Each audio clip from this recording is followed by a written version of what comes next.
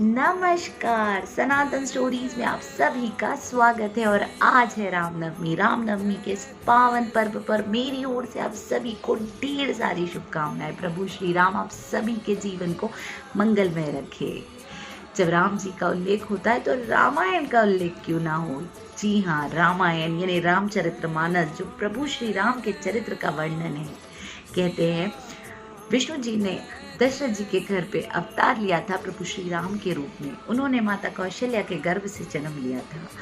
बाल कांड में प्रभु श्री राम के जन्म से जुड़ी अनेकों अनेक कथाएं सुनने में आती है।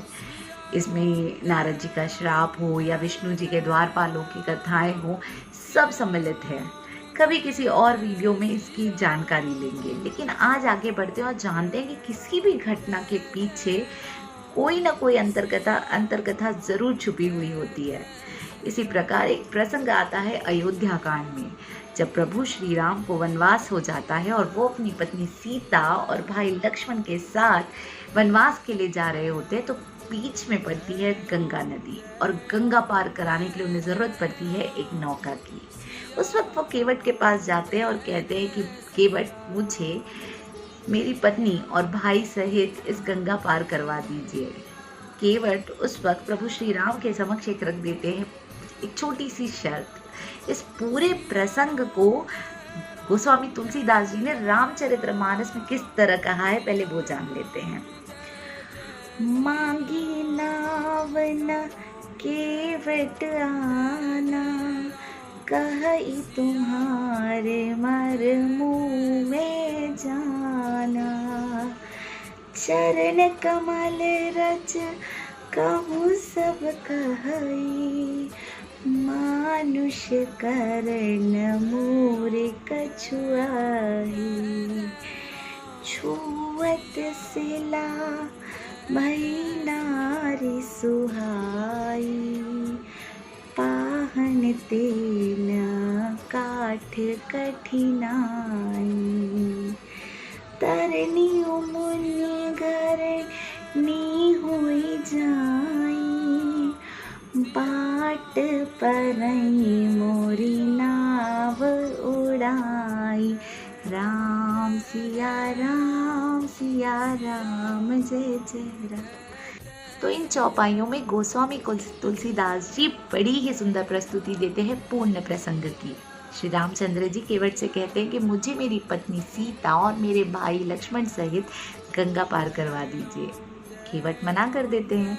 वो उन्हें अपनी नौका पर चढ़ाने से साफ मना कर देते हैं और कहते हैं कि मैं आपका मर्म, आपका भेद जान चुका हूँ। आपके जो पग है ना, ये जादुई पग है। इनके छूते एक सिला एक स्त्री बन गई थी।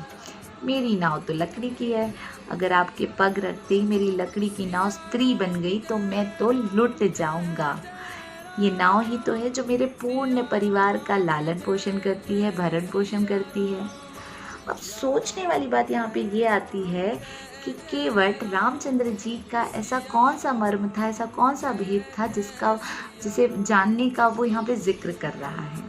तो यहीं पे वो अंतर कथा है जिसका आज मैं आपके सामने प्रस्तुति रखने जा रही हूँ। तो बात उस वक्त की है जब सृष्टि की संरचना भी होने की थी। विष्णु जी अपनी शेष शैया पे आराम कर रहे हैं। पैरों के पास लक्ष्मी माता उनके पैर दबा रही हैं। सिर के पास शेषनाग जी है। विष्णु जी जब शेष शैया में सो रहे थे, विश्राम कर रहे थे, तब अचानक उनका अंगूठा हल्का सा शैया से बाहर आ जाता है और लहरें, समुद्र की लहरें बार बार आके उस अंगूठे को छूती हुई जाती हैं। बड़ा अद्भुत दृश्य है। ये दृश्य दूर से कछुआ देख रहा था। वो जानता था कि ये जो शैया पे लेटे हैं ना, ये त्रिलोकनाथ है, पूर्ण संसार का लालन पोषण करते हैं। वो जानता था कि इसको अगर मैं अपनी जीवा से बस छू भी लूँ तो मुझे तो मोक्ष प्राप्त हो जाएगा। बस यही आस लिए वो आगे बढ़ता है। वो पास आने की कोशिश करता है और प्रभु का जो अंगूठा है, जो शैया से बाहर निकल चुका है, उसे छूने की कोशिश करता है।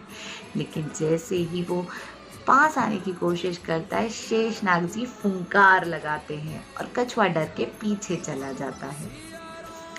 वो प्रयत्न नहीं छोड़ता, दोबारा आता है। इस बार माता लक्ष्मी उन्हें भगा देती है। ऐसा अनेकों अनेक बार प्रयत्न करता चला गया वो कछुआ, और बार बार कभी शेषनाग जी और कभी लक्ष्मी माता उसे पीछे कर देते थे, उसे भगा देते थे।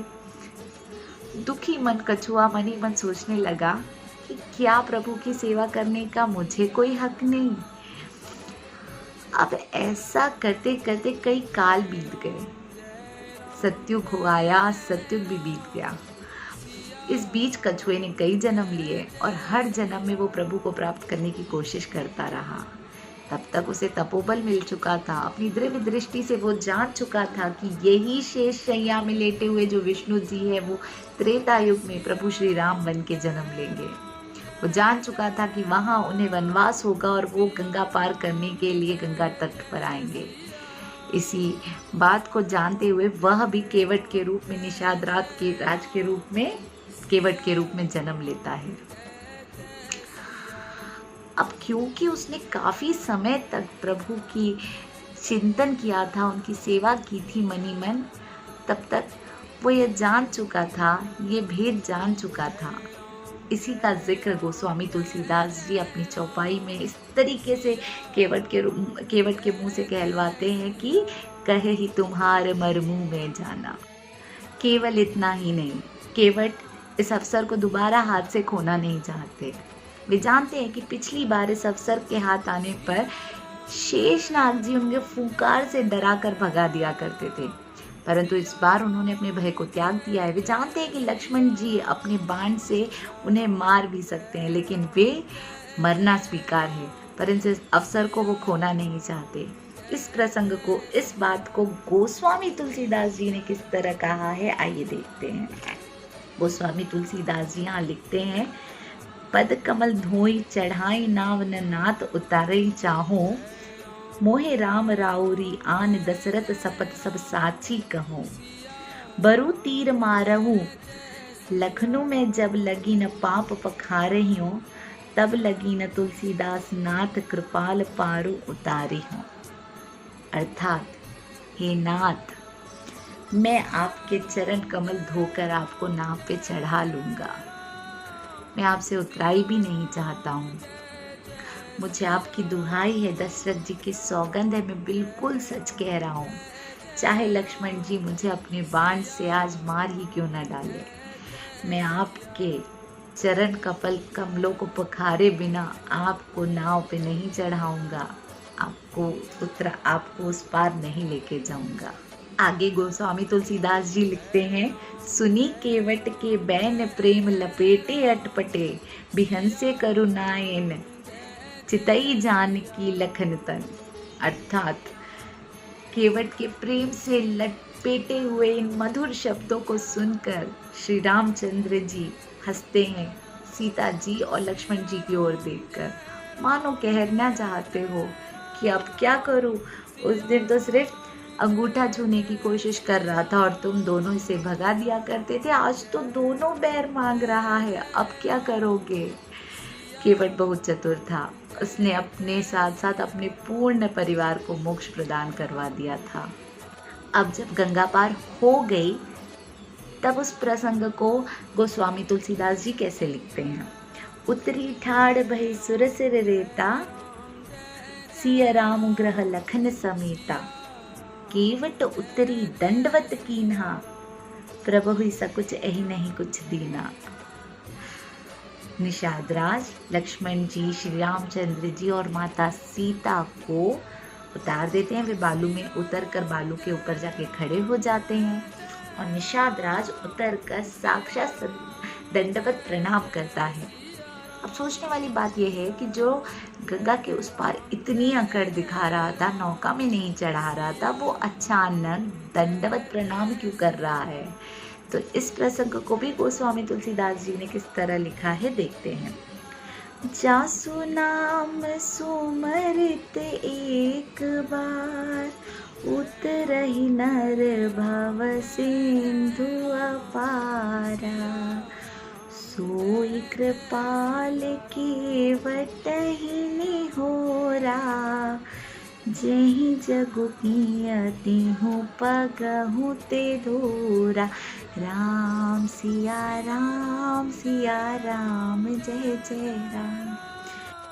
अर्थात जिस नाम मात्र के स्मरण से पूर्ण मनुष्य भवसागर पार हो जाते हैं, जिन्होंने खुद 3 छोटे छोटे पग रखकर पूरे संसार को माप लिया था, वो रामचंद्र जी केवट से निहोरा कर रहे थे कि मुझे गंगा पार करवा दीजिए।